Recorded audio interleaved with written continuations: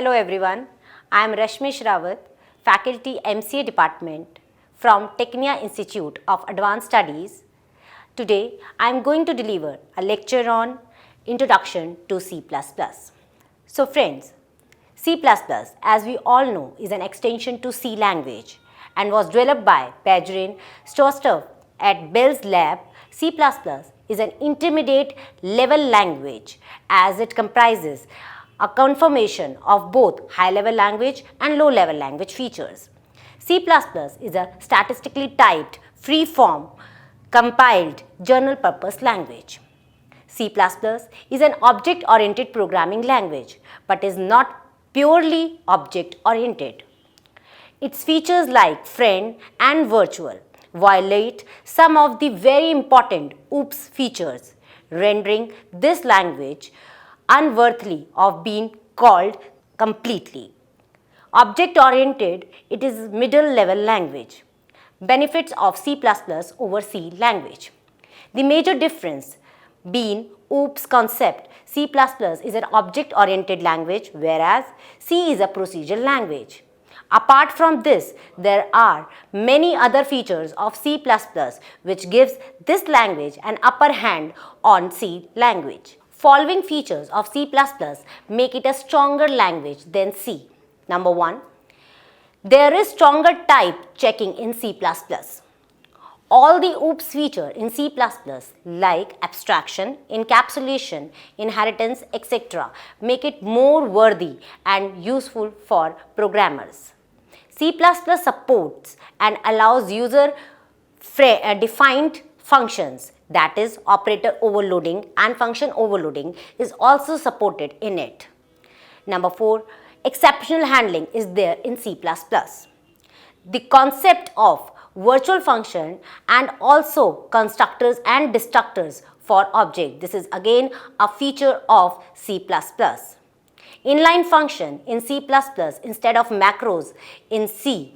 Inline function makes complete function body act like macros safely. And last, variables can be declared anywhere in the program in C++ but must be declared before they are used. Now let us discuss OOPS features.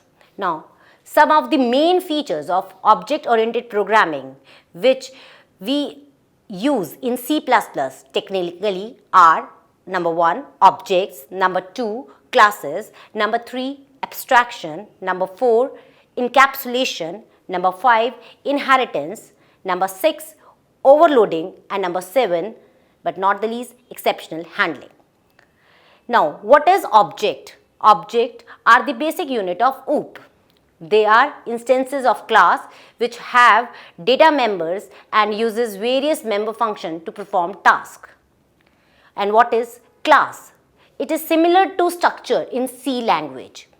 Class can also be defined as user-defined data type, but it also contains function in it.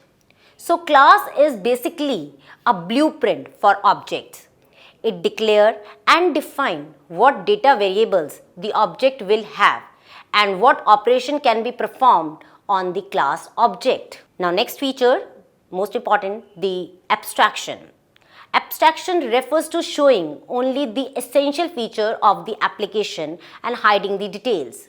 In C++, classes can provide methods to the outside world to access and use the data variables, keeping the variables hidden from direct access.